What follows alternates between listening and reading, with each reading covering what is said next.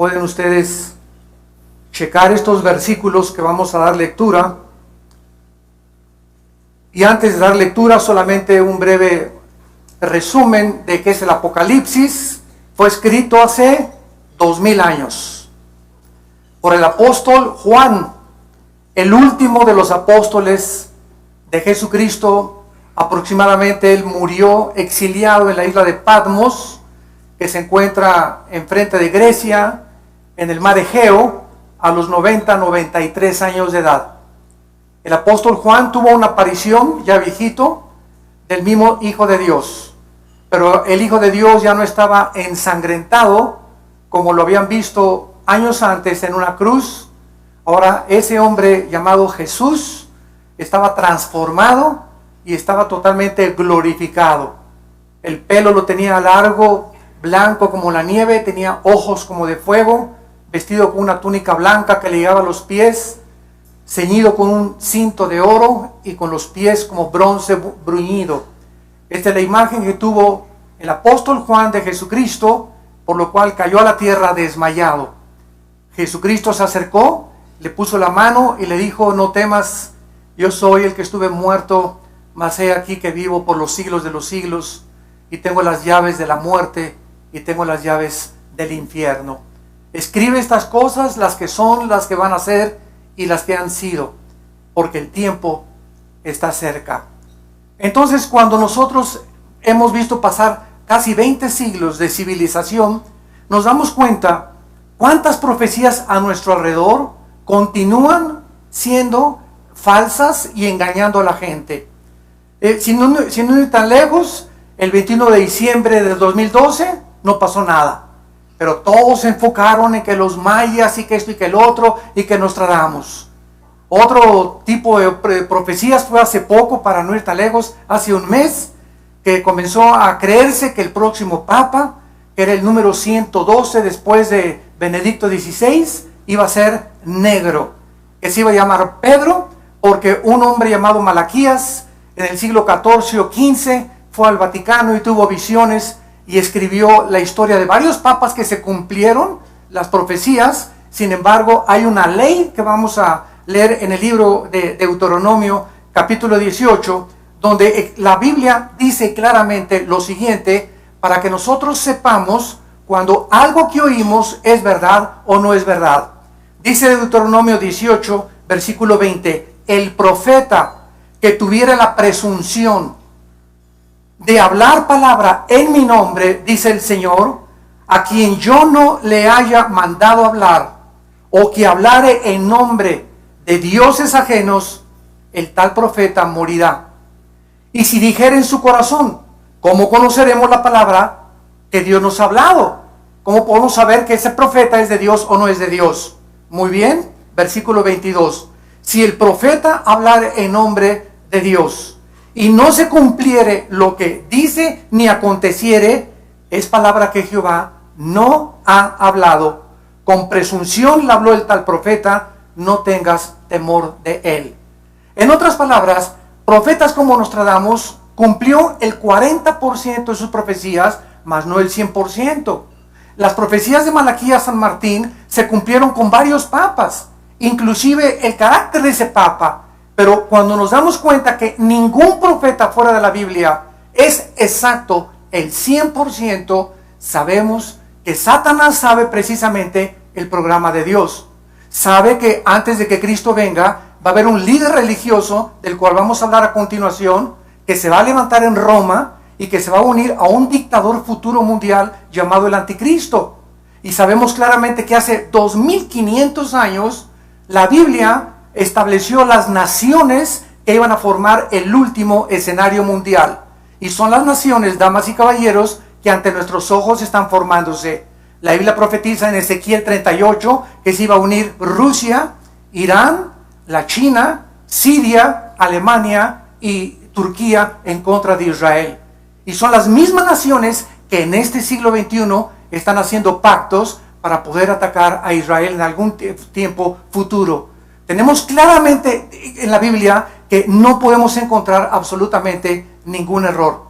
Hace poco también el presidente de Estados Unidos, Barack Obama, anunció un chip que se iba a usar en febrero de este año. Era un chip que se iba a injertar aquí entre los dos dedos, milimétrico, o en el entrecejo, arribita de la nariz. Y este chip iba a contener la información del tipo de sangre, la dirección de la persona, a donde la persona había estudiado sus cuentas bancarias. Imagínense nada más la tecnología a la que hemos llegado en el siglo XXI. Gracias a Dios que el chip no se pudo realizar, porque iba a ser para controlar las medicinas y los hospitales nada más. No era para controlar la economía. Y pues comenzamos a ser bombardeados. Oiga, ¿qué piensan ustedes de este chip? ¿Que acaso Obama es el anticristo? No, no es el anticristo. Ahorita nadie puede decir quién es el anticristo, como lo vamos a ver a continuación. Entonces, este chip, aun cuando lo hubieran implantado, yo no hubiera tenido ninguna objeción de que me lo pongan. Me lo quieren poner, que me lo pongan. ¿Por qué? Porque los cristianos ya estamos marcados. Tan sencillo como eso, como lo vamos a ver también a continuación. Este chip lo van a hacer en el 2015 y van a comenzar a controlar a las personas en Estados Unidos para que nadie pueda, ¿verdad?, entrar a ningún hospital ni registrarse en ningún lado sin que esta persona pueda tener el registro y el control del gobierno.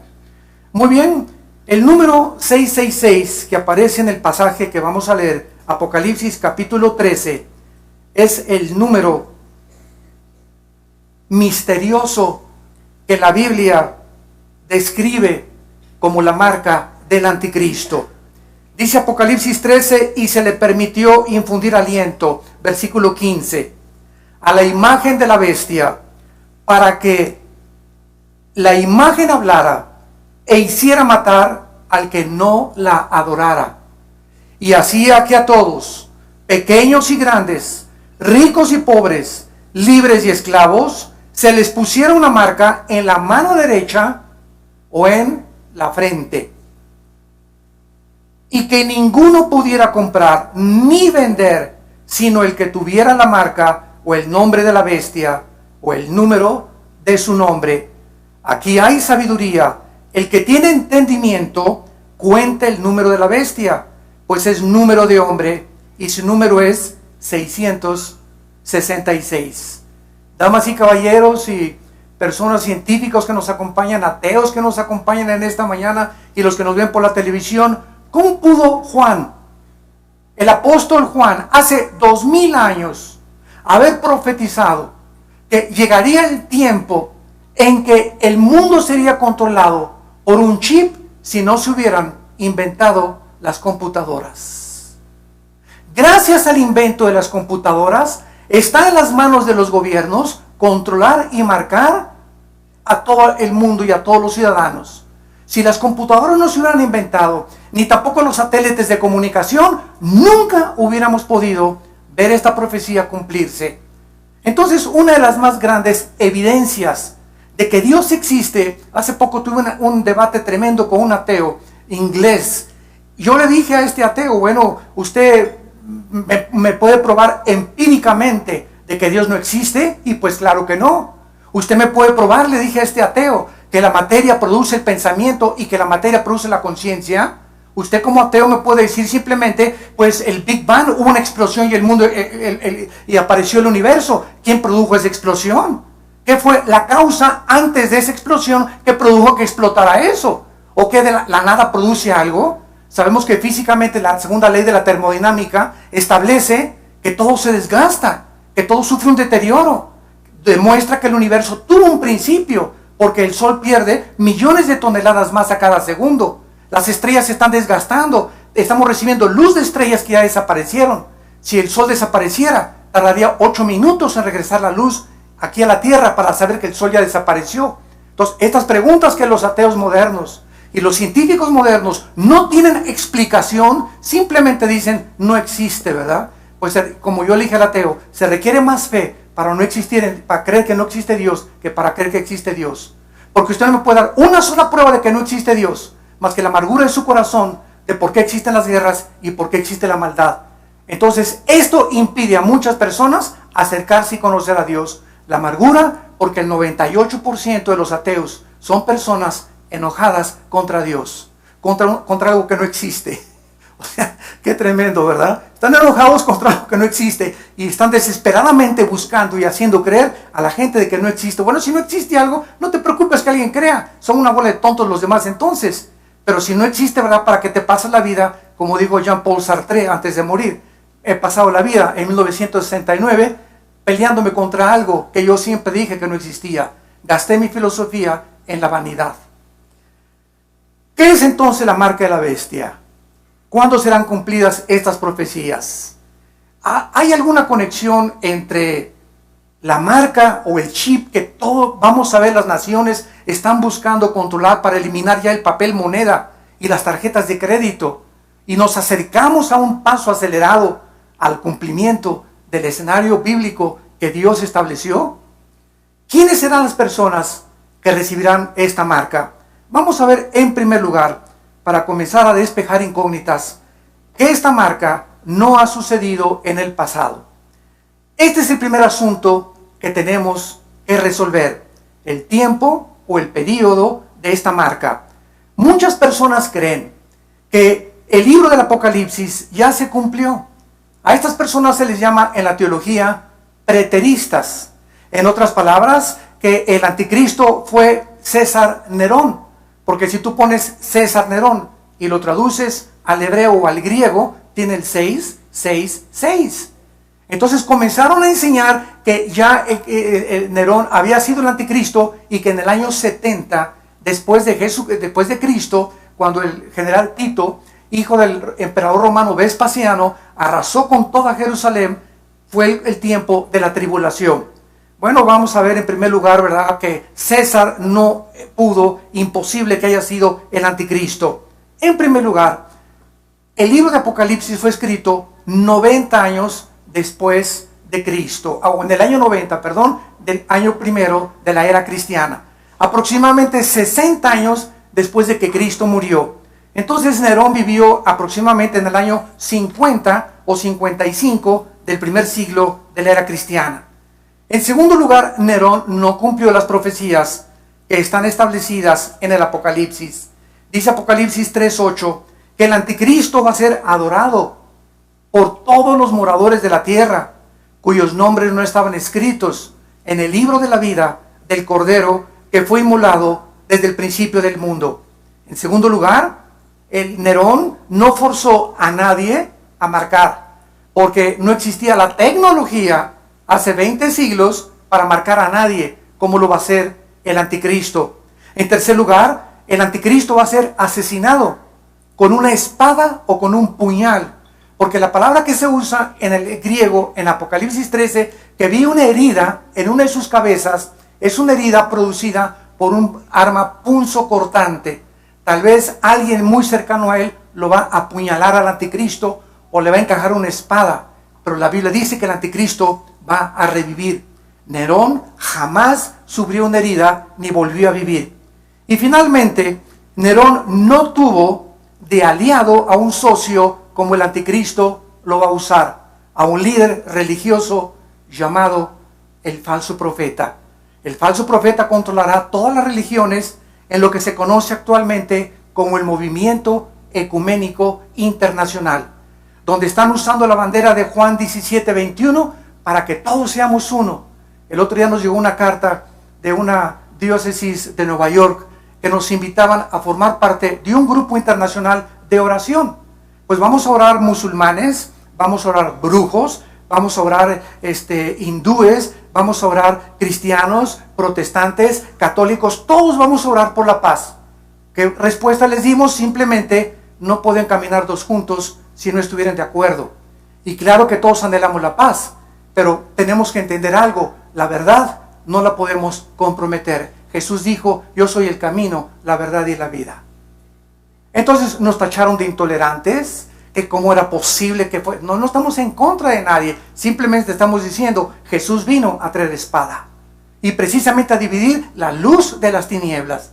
Y este radicalismo de Jesucristo, de decir que Él es el único medio para poder acercarse a Dios, para decirnos que el que ha visto a Él, ha visto a Dios, para decirnos que no hay ningún otro mediador, ni santos, ni vírgenes, ni papas, ni profetas, ni nadie más que Él para acercarnos a Dios. es lo que ha traído al mundo su rechazo, y por eso le crucificaron. Y por eso le sigue crucificando la gente a través de aquellos que exponen este mensaje. Porque la gente no quiere aceptar las verdades absolutas. Esto se llama relativismo. O sea, como tuvimos en un debate también hace mucho tiempo con un famoso comentarista, Nino Canún, en Televisa.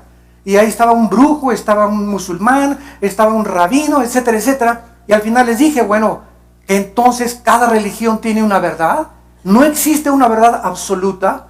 Es verdad que el budismo tiene una verdad, los musulmanes tienen una verdad y las demás religiones tienen una verdad. Entonces no hay una verdad absoluta porque todas se contradicen. El budismo no tiene a Dios, el budismo es ateo. Los hindúes tienen más de 6 millones de dioses. Los musulmanes dicen que Mahoma es el Dios a través de Alá y que ascendió en la cúpula de la roca en el año 630 o 35 después de Cristo. Entonces, de todas estas cosas que examinamos, ¿quién dice la verdad? ¿O acaso no existe la verdad? ¿Cada quien tiene su verdad entonces? Entonces viviríamos en un mundo relativismo donde cada quien hace lo que quiere. No hay leyes morales establecidas. Cada quien tiene sus leyes morales. Mira, yo soy homosexual y tú no eres homosexual. No te metas con mi vida. Este es mi estilo de vida. ¿Sabes una cosa? No me interesa lo que tú pienses. La Biblia dice que los homosexuales no verán el reino de Dios. Y que si tú eres homosexual te tienes que arrepentir porque la sangre de Cristo te puede limpiar y te puede dar la purificación que tu alma necesita. Entonces, ¿quién legisla la moral? ¿Quién dice qué es bueno y qué es malo? Hitler y los nazis dijeron que ellos eran absolutamente sumisos al Tercer Reich, al Partido Nacional Socialista Alemán, y que cuando los condenaron en el juicio de Gutenberg allá en Alemania, en Berlín, se defendieron diciendo eso: obedecíamos órdenes. Hasta que un abogado les dijo: está muy bien, pero ustedes tenían una cosa que todos los seres humanos tenemos, que es la conciencia. Y por eso cuando en Vietnam, en la guerra de los 60, los soldados americanos regresaron a Estados Unidos, los condenaron en un juicio marcial. ¿Por qué? Porque mataron civiles desarmados. Y ellos decían: es que no sabemos quiénes eran. Es que tienes tu conciencia para saber que no vamos a matar civiles, vamos a matar personas que tengan un arma en sus manos. Entonces, si no tenemos leyes morales, somos cada quien el originador de nuestra propia conducta. Si Dios no existe, se vale todo. Si no hay leyes morales, cada quien establece sus 10 mandamientos. Pero hay un Dios, damas y caballeros, en los cielos, que bajó a través de Jesucristo hace 2000 años y nos dejó la Biblia.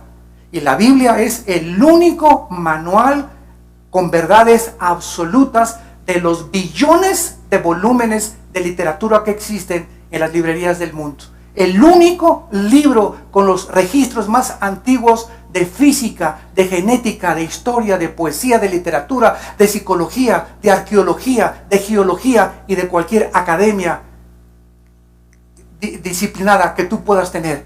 Qué maravilloso es este libro cuando sabemos que contiene las evidencias para darnos la seguridad de que cuando la oímos y sabemos que su palabra es cierta, sus profecías se cumplirán. Así pues, la interpretación de que César Nerón fue el anticristo fue totalmente una falacia. Ahora, ¿qué es la marca de la bestia? Habiendo determinado que la marca de la bestia no fue del pasado, ni que tampoco se han cumplido las profecías del Apocalipsis, el siguiente asunto es: examinemos la naturaleza de esta marca futura. Durante la tribulación, dice Apocalipsis capítulo 13, versículo 11, que el apóstol Juan vio otra bestia. En el Apocalipsis se le llama al anticristo no un animal, no un corderito, no un borreguito ni un venadito. El título que se lee en el griego es bestia, porque es como exactamente algo sanguinario, cruel, sin sentimientos. Las bestias, ¿verdad?, matan por instinto. Nosotros matamos por el gusto de matar. Muchas veces descendemos a un nivel más bajo que los animales. Pero el título que el Espíritu Santo escogió para el anticristo fue la bestia, porque va a ser una bestia, va a ser un hombre, escúchenme, deshumanizado. Un hombre como los que estamos viendo ya a nuestro alrededor. Personas que ya no tienen humanidad, que realmente no merecen la pena de seguir viviendo. Personas que violan a niños de 4 o 5 años. Cadenas de prostitución y de pederastas que violan a 50, 100 niños, que los arruinan psicológicamente y los matan para toda su vida. Cosas horribles que estamos viendo en nuestra sociedad. Niños que están matando a otros niños. Asesinatos múltiples en las escuelas. Ya vemos cabezas cortadas, cuerpos desmembrados. Frankenstein parece Pinocho con los monstruos de ahorita. Así es increíble al grado de deshumanización y de desensibilización que estamos llegando. Se están perdiendo los sentimientos ya. Ya no hay humanidad. Ya nos vemos como objetos. Mira, eres mi amigo si me sirves a mis intereses. Pero si te meten a la cárcel, ni te vuelvo a visitar. Si estás enfermo, ni te voy a visitar tampoco. Porque solamente te veo si me sirves a mis intereses, eres mi amigo. Pero esa sensibilidad de ver a la gente como objetos y no como almas por las cuales Cristo dio su vida en una cruz, se está disminuyendo día a día. El afecto natural se está perdiendo. Los hijos insultan ya a los padres se divorcian con la mayor facilidad del mundo. No les importa con quién se quedan los niños, no les importa su felicidad más que la de ellos nada más. No les importa marcar la vida, no hay espíritu de sacrificio por los demás ya. Todos estos síntomas de la deshumanización las escribió en 2 Timoteo capítulo 3 del 1 al 4 el apóstol Pablo. Lo pueden leer ustedes en su casa. 2 Timoteo 3 del 1 al 4. Pero dice Apocalipsis que esta otra bestia, que va a ser un líder religioso, subió de la tierra y tenía 2 cuernos semejantes a los de un cordero, pero hablaba como dragón. El líder religioso que el anticristo va a necesitar, y aquí podemos poder presenciar algo que la historia nos da testimonio, damas y caballeros. A través de la historia, desde la muerte de Cristo hasta el siglo XXI, el poder político siempre ha necesitado a la religión. Todos los gobernantes necesitan adherirse a una religión que controle esa nación, porque son los votos. O sea, si tal religión controla tal país y el 80% de esas personas profesan esa religión, el gobierno tiene que adherirse y simpatizar con esa religión y dar el favoritismo a esa religión, porque son los que van a votar para los próximos gobernantes de ese partido político. Cuando Cristo murió, había 2 partidos, el partido de los religiosos y el partido del Imperio Romano, el poder político, el poder religioso. ¿Quién fue el que crucificó a Cristo? El partido religioso. El partido religioso vino y vio a Cristo como una amenaza. Ese hombre venía a decirles que estaban equivocados, que las religiones, Cristo vino a decir, las religiones no salvan a nadie. Y Cristo baja del cielo para decirnos, yo no vengo a traer una religión, vengo a traerles un reino. Vengo a hablarles del reino de mi Padre. Vengo a decirles cómo después de que tú te mueras, puedes participar de ese reino. Vengo a decirte que he venido a traerte, a darte vida y a darte una vida en abundancia. Vengo a decirte que no debes estar afanado por tu vida. ¿Qué vas a comer? ¿Qué vas a comprar? ¿Dónde de vivir? ¿Mañana con quién viviré? ¿Y si mi esposo me deja? ¿Y no tengo seguro social? Todas estas cosas, Cristo dijo en Mateo 6, las buscan las gentes que no me conocen. Pero miren los pajarillos de los campos. Miren las flores del campo que no se vistieron con la gloria de Salomón. Las aves de los cielos nunca están, cuando se acuestan en la noche los pajaritos, mañana voy a llamar a Banamex a ver cuánto tengo. Pío, pío, pío. Dice, no siembran ni guardan en granero los pajaritos, y vuestro Padre los alimenta. Y ustedes entonces, ¿por qué no confían? Que busquen mi reino y les daré todas las cosas, porque he venido para no solamente a darles, a morir y a dar mi vida en rescate por muchos. Entonces, este es el Cristo que crucificaron hace 2000 años. Este es el Cristo que sigue siendo perseguido. No el Jesús de tal o tal religión, porque hay muchas religiones que me dicen, yo creo en Jesús. Y les contesto, ¿en cuál? Hasta mi cuñado se llama Jesús. Yo creo en Dios. Oye, ¿en cuál Dios? El diablo cree en Dios. El diablo no es ateo, ¿sabían? Dice Santiago 2 que el diablo cree y tiembla. Entonces el problema no tampoco es el ateísmo, sino en cuál Dios crees. Yo tengo mi filosofía. ¿Cuál filosofía? ¿En qué está basada? ¿Qué fundamento filosófico, real, absoluto tiene tu filosofía? Tú eres musulmán, bueno, ¿en qué está basada? Pues en Mahoma. Mahoma se casó con una niña de 10 años. Y después tuvo como 8 o 10 esposas. Si ese crees que es tu líder, bueno, entonces me doy cuenta que moralmente, ¿verdad?, estás equivocado. Yo no puedo fundamentar mi vida moral en alguien que no me da un ejemplo de la moral, como lo fue Jesús, el Hijo de Dios, el hombre irreprensible, con una gloria más grande que la de los mismos cielos que Dios creó. Entonces, esto es el problema que tenemos que enfrentar, porque somos pensantes, damas y caballeros. Tenemos una inteligencia que nos da y nos dice que es la razón la que nos debe de guiar a la verdad. La razón. Y la razón no está en contradicción con la ciencia, ni la ciencia contra la razón. Todo lo contrario. Tenemos que investigar, tenemos que ver y tenemos que saber que podemos encontrar la verdad en el Hijo de Dios. Entonces, es importante que nosotros sepamos esta naturaleza. Este falso profeta, que va a ser el líder religioso, va a comenzar a ordenar. Escuchen, va a ser el líder religioso el que va a ordenar que el mundo se marque, no el anticristo. Vean ustedes el versículo 14. Y engaña a los moradores de la tierra. Apocalipsis 13, 14. Con las señales que se le ha permitido hacer en presencia de la bestia, mandando. Está hablando del falso profeta, no está hablando del anticristo. El falso profeta va a mandar, va a hablarle a la gente que le hagan imagen a la bestia que tiene la herida de espada y vivió. Y dice el versículo 16, y hacía que todos, pequeños y grandes, ricos y pobres, libres y esclavos, se les pusiera una marca en la mano derecha o en la frente. Será imposible en esos tiempos ser indecisos, pecadores que nos escuchan en esta tarde.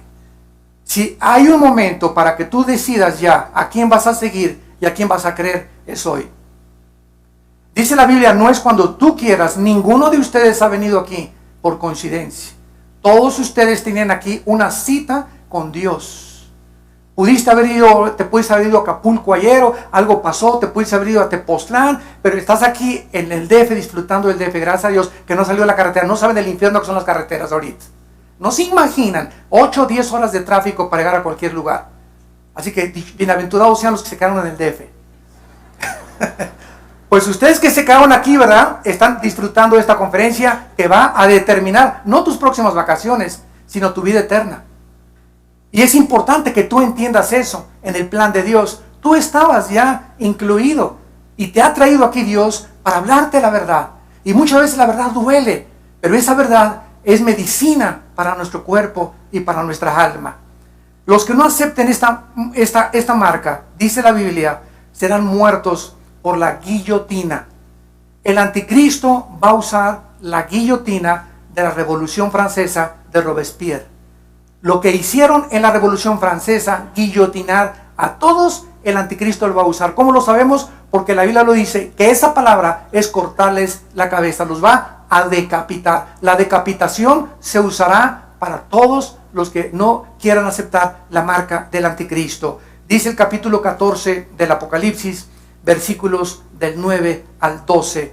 Y el tercer ángel lo siguió diciendo a gran voz: si alguno adora a la bestia y a su imagen, y recibe la marca en su frente o en su mano, él también beberá del vino de la ira de Dios, que ha sido vaciado puro en el cáliz de su ira, y será atormentado con fuego y azufre delante de los santos ángeles y del Cordero.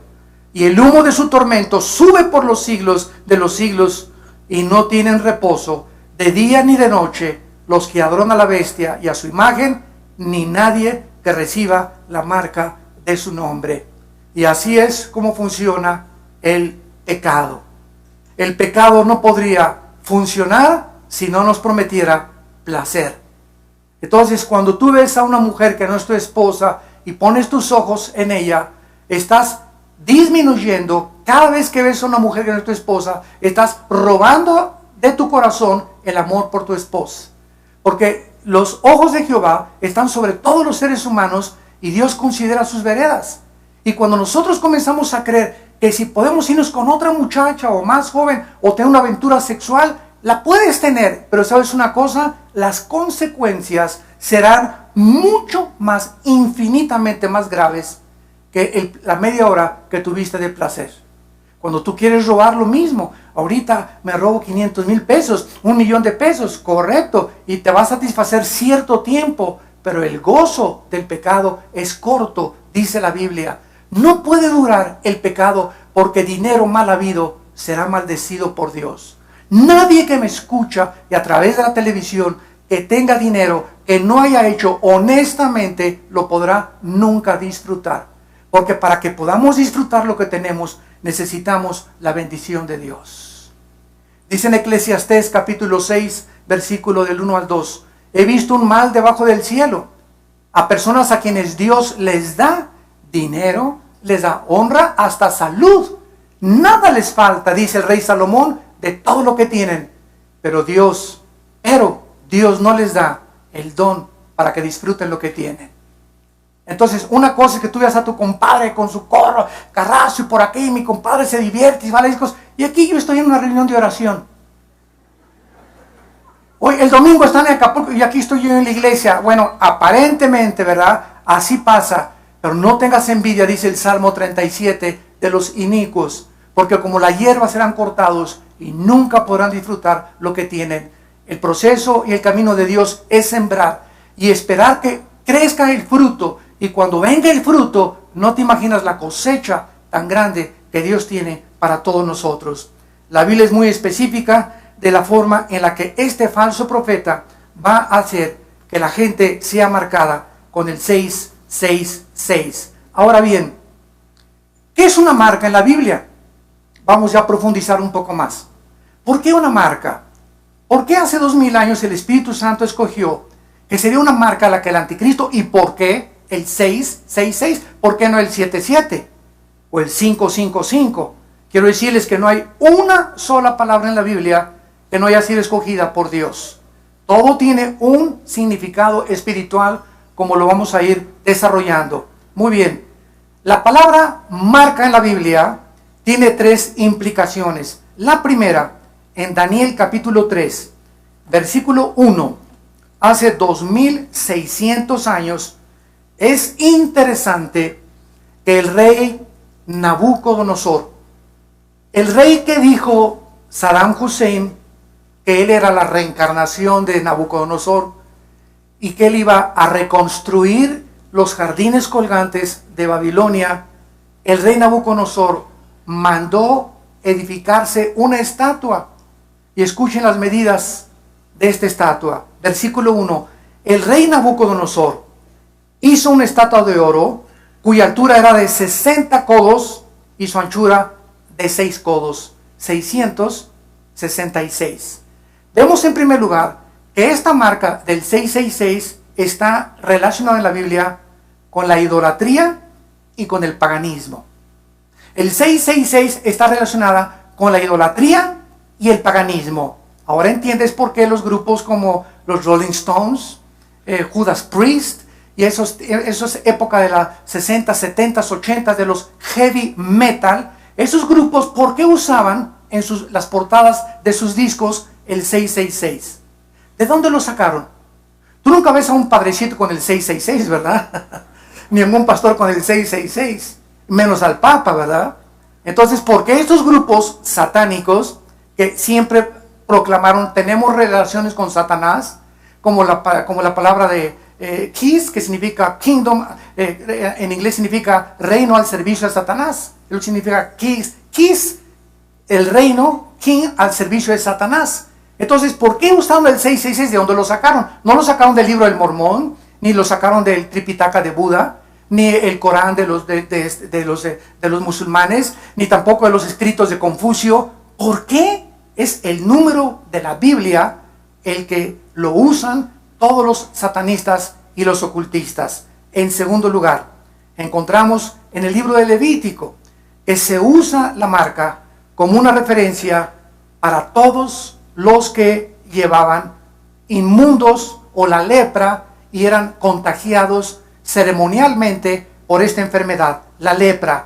En segundo lugar, el 666 no solamente estar asociado con la idolatría y el paganismo, sino también con la inmundicia mental. La inmundicia mental.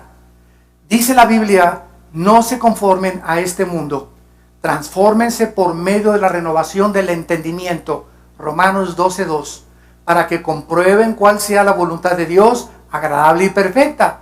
Quiero decirles esto, que ninguna persona que se llame cristiana, entre comillas, y tenga pensamientos inmundos, conocerá nunca la voluntad de Dios. Siempre te preguntarás, ¿y por qué la predestinación? ¿Y por qué la soberanía de Dios? ¿Y qué creó a Dios? ¿Y por qué creó Dios al diablo? ¿Y por qué Dios, si es bueno y es misericordioso, permite que los niños se mueran en los tsunamis? Y todos estos cuestionamientos filosóficos no se pueden entender más que con la luz del Espíritu Santo, usando la Biblia.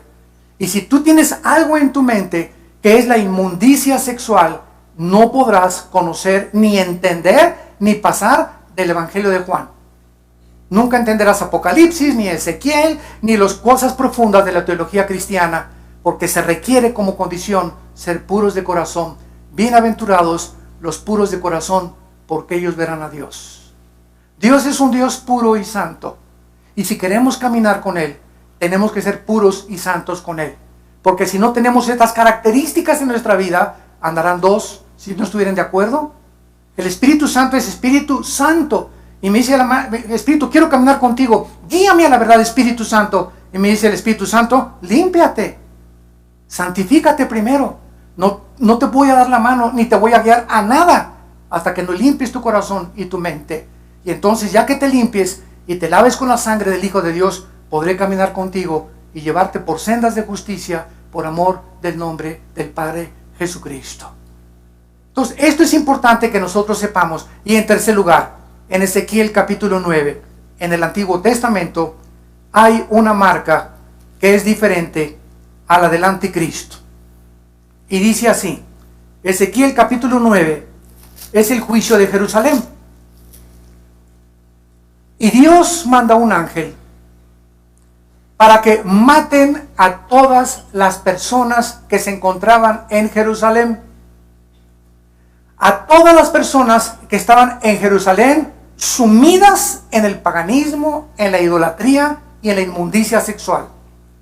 Y dice Ezequiel 9, versículo 4, y le dijo Jehová, pasa por en medio de la ciudad, pon en medio de Jerusalén y ponles una Tav, T de tío, A de Armando, B de Víctor, Tav en el hebreo, que es una marca, que es la transliteración al griego de la marca del Apocalipsis.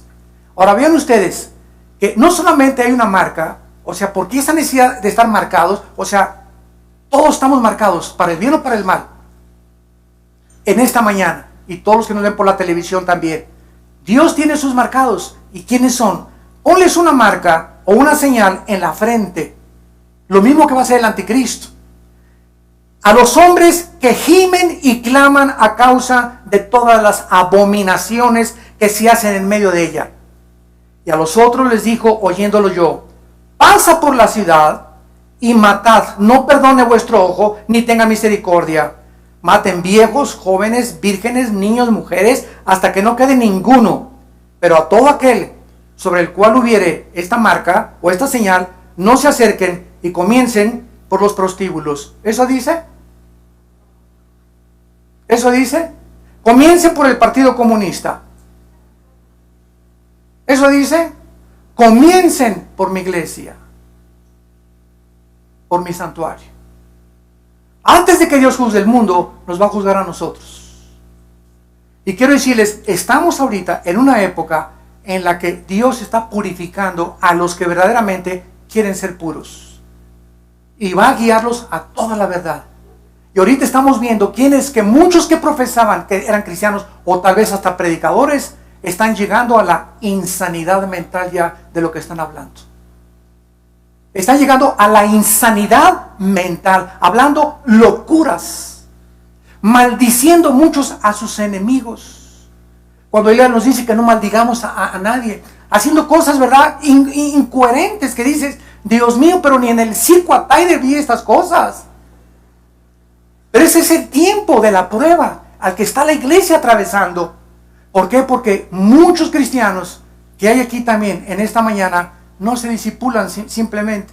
Van a la iglesia y ahora es entretenimiento. Una buena música, baile por aquí, por acá, racachá, racachá, racachá, y una predicación, todo es amor, Dios no juzga, no es la ira de Dios nunca, no hay infierno, no hay estas cosas, y la gente pues eso es lo que quiere oír, eso es lo que la naturaleza caída anhela oír. Pero cuando se habla del pecado y del juicio, la gente no quiere saber nada, lo mismo que en tiempos de Cristo. Entonces es la época que estamos viviendo, damas y caballeros, santos de Dios.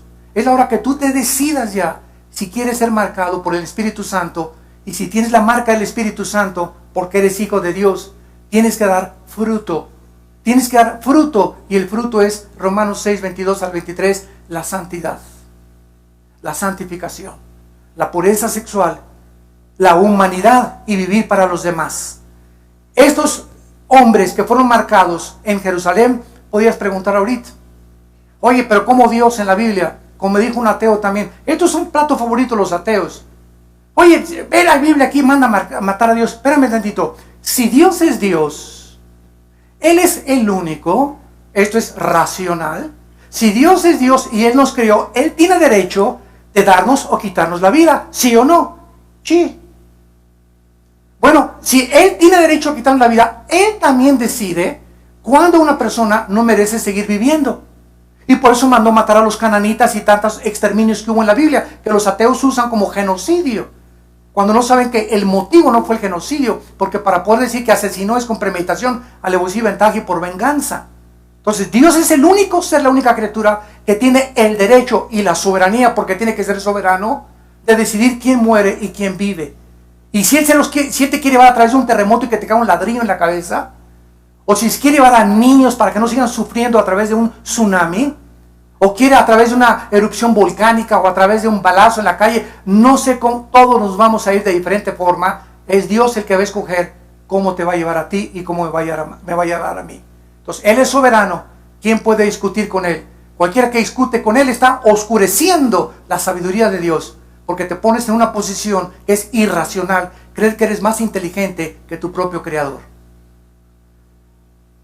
La pregunta para las personas en esta mañana, ¿verdad?, que vivan durante la tribulación, porque muchos de ustedes, Dios no lo quiera, pero muchos de ustedes, este mensaje lo vas a oír en los próximos años, cuando millones de cristianos desaparezcamos del globo terráqueo a través de lo que se llama el rapto de la iglesia.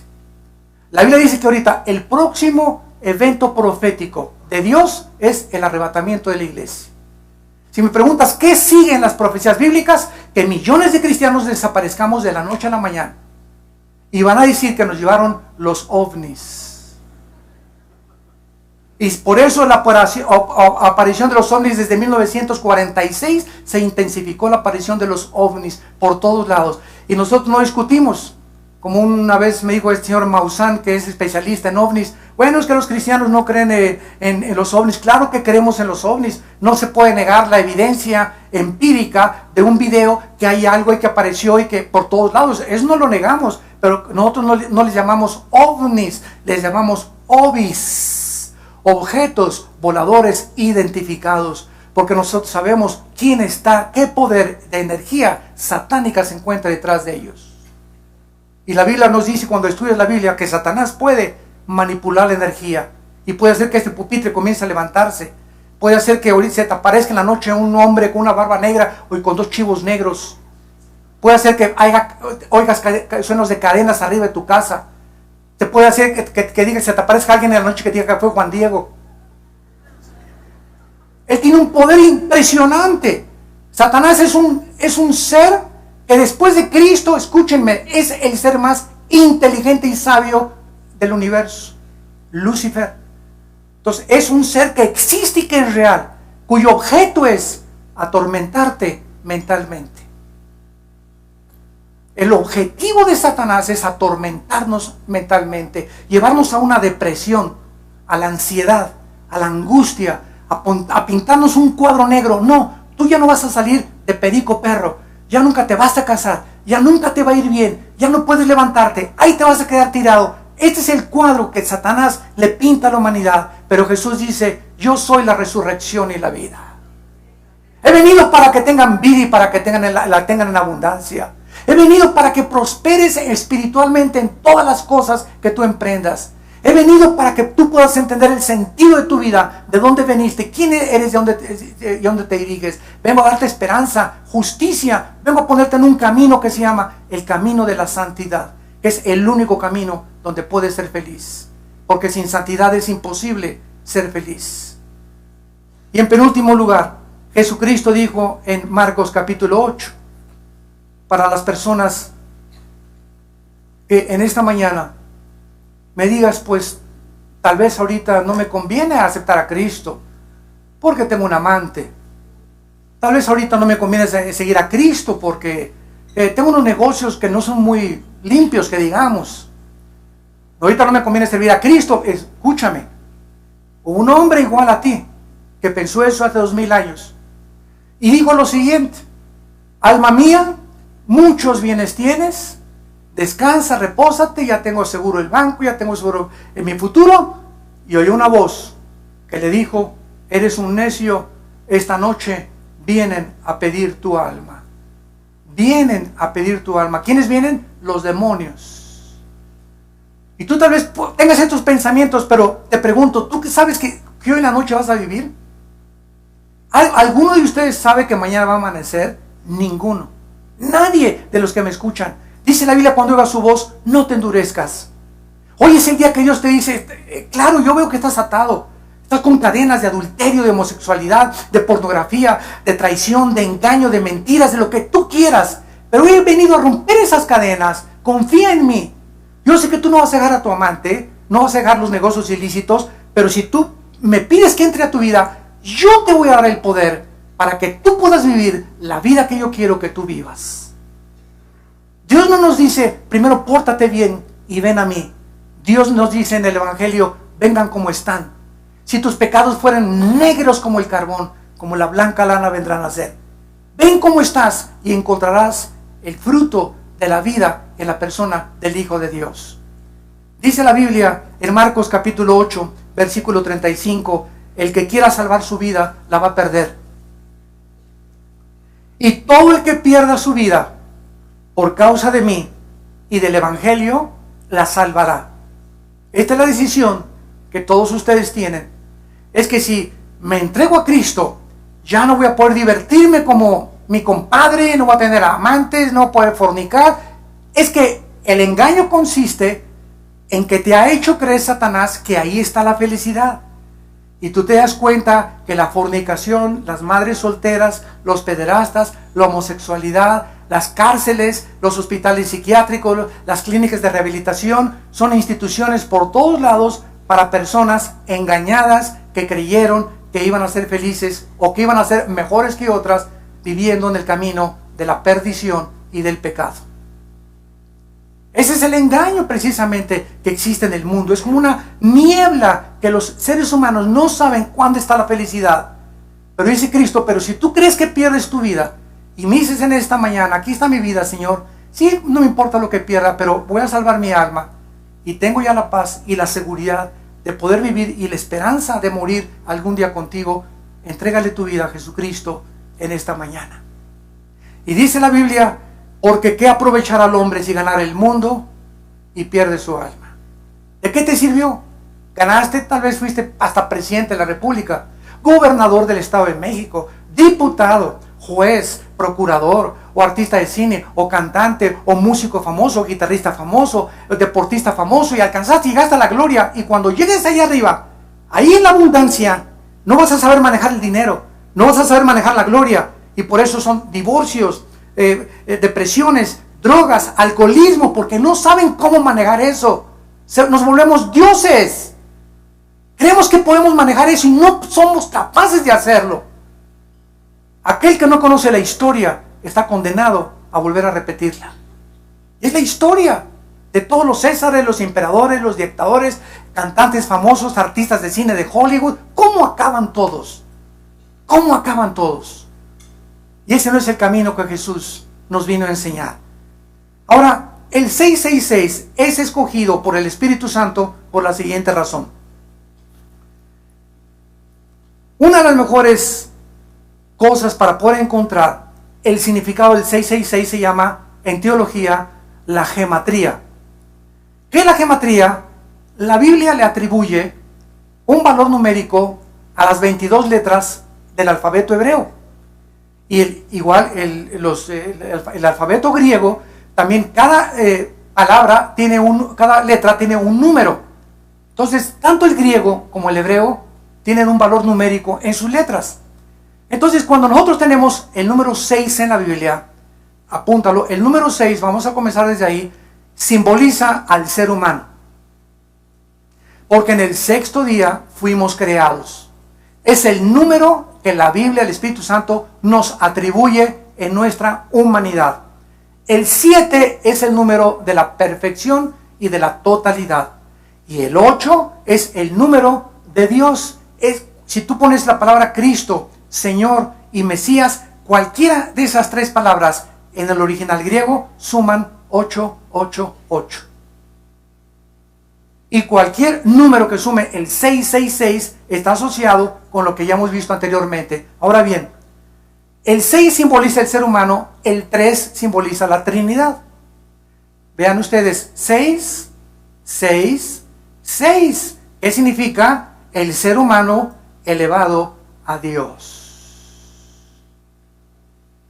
La última pieza de arte de Satanás, el anticristo. Desde el principio de la creación le dijo a Eva en Génesis 3, serás como Dios, conociendo el bien y el mal. Y desde hace 6,000 años aproximadamente hasta nuestros días, el ser humano se ha creído Dios. Los césares romanos mandaron a adorar a la gente que los adorara como Dios. Y si tú dices, no, es que yo no creo en Dios, eres Dios para ti mismo. Porque si no tienes ningún Dios y eres ateo, tú eres Dios. O sea, no hay Dios que me diga qué mandamientos, qué leyes morales, cuál es la ética. No, yo tengo la capacidad como ser humano de saber educar a mis hijos, de ser un buen esposo. Yo sé lo que es el matrimonio, sé cómo manejar mis negocios. Te haces un Dios. Y la Biblia dice que Cristo vino porque somos inútiles para ayudarnos a nosotros mismos. Ahora bien, cuando nosotros vemos que el número 7 es el número de la perfección, cuando un cristiano recibe a Cristo, pasa del 6 al 7. Porque dice Colosenses 2 que estamos completos en Él, y el 7 simboliza totalidad y perfección. No somos perfectos en la experiencia, somos perfectos ante Dios. Dios nos ve como perfectos, sin mancha y sin arruga. Entonces, cuando nosotros lanzamos a Cristo, pasamos ya al número 7, y el 8 jamás lo alcanzaremos de la divinidad que le pertenece al Hijo de Dios. ¿Qué tan cerca estamos nosotros ya, para terminar, de esta marca, para que podamos nosotros ver que la tecnología moderna ha llegado a niveles impresionantes? Vean ustedes lo siguiente. En la India, en el 2010, se ordenó que 12 millones de personas de tarjetas de identificación, se repartiera para cada ciudadano. Para fines del 2014, la India habrá enrolado 300 millones de personas en este programa. Se les dará un número de 12 dígitos con un registro de sus huellas y escaneo del iris en sus ojos para abrir y manejar cuentas bancarias. Suecia, en marzo del 2012, todos los empresarios de Suecia, sin excepción, y hombres de negocios, comenzaron a proponer abandonar el papel moneda para efectuar transacciones electrónicas. Las monedas y el papel moneda en Suecia representan solo el 3% de la economía. En otras palabras, en Suecia ya casi no hay circulante de dinero. Rusia, marzo del 2011, el presidente Dmitry Medvedev anunció: voy a lanzar una tarjeta electrónica universal como una base de identificación individual para reemplazar todas las tarjetas que se han usado a este momento. Estados Unidos, el presidente Obama produce en el 2012 con una compañía impresionante de tecnología un chip que no pudo lograrse implantar en los ciudadanos hasta el 2015. La compañía eléctrica Hitachi anuncia una nueva tecnología, escuchen esto, en cámaras que escanean 36 millones de caras por segundo. Una cámara que escanea 36 millones de rostros por segundo. El FBI, Oficina Federal de Investigaciones, ha iniciado un programa para capturar y clasificar en sus archivos la información de más de 500 millones de personas. Basta que en San Antonio, Texas, manden la huella vía fax a las oficinas del FBI. El FBI en menos de un minuto le manda la fotografía a la que pertenecen esas huellas digitales, las placas de su carro, dónde vive, qué cuentas tiene y todos sus registros de antecedentes, dónde estudió y hasta qué tipo de sangre tiene. En 30 segundos el FBI localiza a una persona por sus huellas digitales. 30 segundos. Y una escuela preparatoria, la High School en San Antonio, Texas, John Jay, lanza un programa para que cada estudiante ya lleve un chip con un radiofrecuencia para saber dónde se encuentran por tantas balaceras, desde que abordan el camión hasta la escuela, hasta que llegan a sus casas en las tardes. Damas y caballeros, la tecnología moderna nos muestra que nos acercamos a donde las profecías bíblicas lo establecieron hace 2000 años, donde el ser humano va a ser controlado. La falsificación y la clonación de tarjetas de crédito está haciendo perder millones de dólares a las compañías American Express, Banamex, Bancomer, etcétera, etcétera. El papel moneda ya no se puede depositar porque ya te cobran una cantidad y los narcos ya no pueden guardarlo más que en las casas y se tendrá una caja ahí en el puro papel moneda porque ya no puedes meterlo al banco porque te investigan de dónde viene tu dinero. Entonces, todas estas cosas está llevando, ¿verdad?, a un control de eliminar el papel moneda y usar un chip. Vas a llegar al banco, al supermercado, al Walmart, vas a pasar tu mano en lugar de que pasen los conflex y con el código de barras, que ya con el código de barras comenzó eso, vas a pasar tu mano y en tu mano vas a pagar y va a aparecer en la caja cuánto dinero tienes y ahí la caja va a sacar el saldo que tienes y si puedes pagar o no puedes pagar la mercancía. Todo va a ser controlado así, ya no va a haber papel moneda, exactamente como la Biblia lo profetizó. ¿A quién quieres tú en esta mañana seguir? Ancha y espaciosa, dijo Cristo, es la puerta que conduce a la perdición, y la mayor parte de la gente va por ella. Y angosta es la puerta que conduce a la salvación, y pocos entran por ella. Escoge tú hoy que tu corazón ha sido preparado por el Espíritu de Dios, ¿a qué amo quieres servir? Les pido que por unos instantes, los que gusten, inclinen su cabeza algunos segundos. Y así con tu rostro inclinado,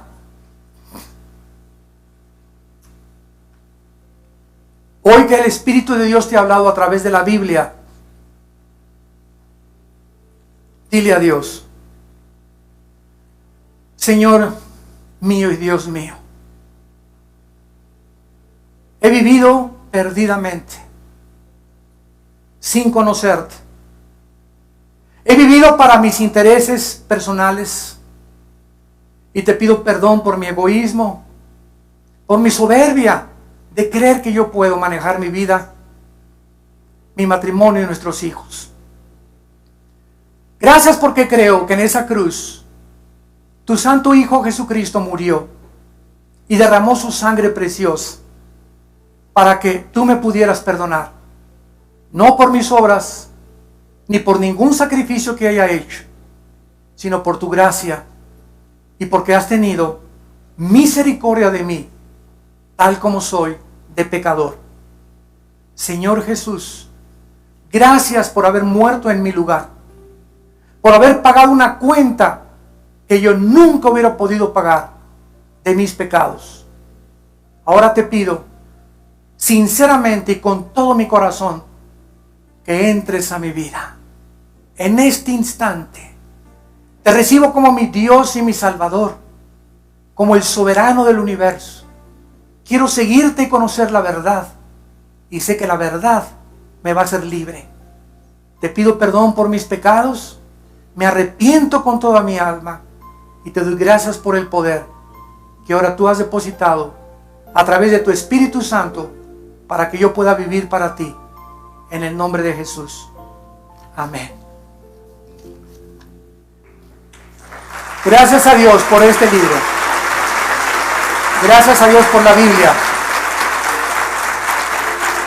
Gracias a Dios por la Biblia.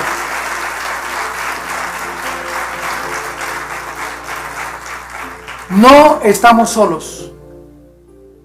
Tenemos un manual, tenemos un mapa. Aquí está. Y simplemente tienes que abrazarla y recibirla en tu corazón. Y comenzar a leerla todos los días, 5 o 10 minutos diarios. Y ahí, desde tu lugar, a todos ustedes en esta mañana que hicieron esta oración, nos gustaría felicitarlos y orar por ustedes también. Si tú hiciste esta oración, ahí desde tu lugar te pido que te pongas de pie. Párense los que hicieron esta oración, invitando a Cristo a sus vidas. Gracias a Dios. Mucha gente, gracias a Dios. Gracias. Gracias, que Dios los bendiga. Gracias a Dios. Gracias, que Dios los bendiga. Gracias. Gracias por toda esta gente.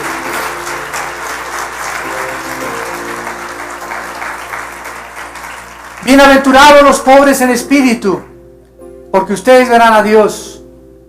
Bienaventurados los que lloran, porque ustedes serán consolados. Bienaventurados los que en esta mañana se han arrepentido de sus pecados y han acudido a abrazar la cruz, la cruz, la cruz, donde el Hijo de Dios hizo la redención humana, haciendo la paz mediante su sangre con su muerte en la cruz. Dichosos y felices sean todos ustedes que han tenido la oportunidad de oír el mensaje más glorioso que un ser humano puede escuchar, el Evangelio de la gracia de Dios. Que Dios los bendiga y que tengan mucha paz.